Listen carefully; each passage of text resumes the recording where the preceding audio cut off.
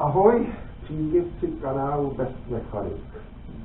Dneska tady mám takovýhle stroj. Je to kompresor na vzduch. A jsou to poklady z garáží. Jo.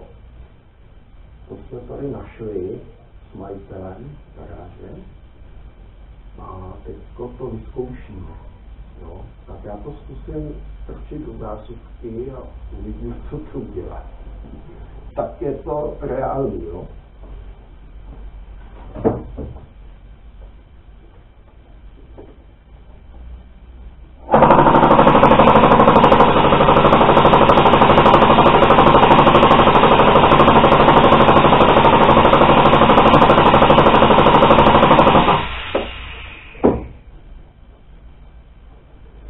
Tak vypadá to, že to běží, že se to možná i tlakuje.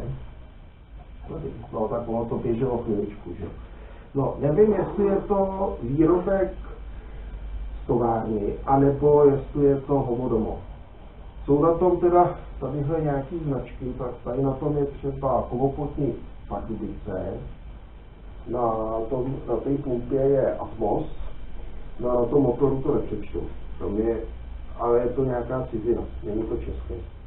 No, takže nevím, na té nádrži jsem nenašel nic. No, a tady ten tlakoměr to vyrábí Bulhaři, tam je Bulharsko.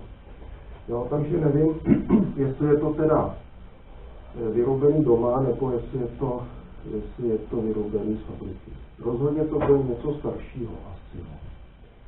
No, takže funguje to, kdybyste věděli, že to vyrábí se továrně, tak mi to napište do komentářů. Tak jo, mějte se hezky, díky za zhlédnutí videa a na světě ahoj.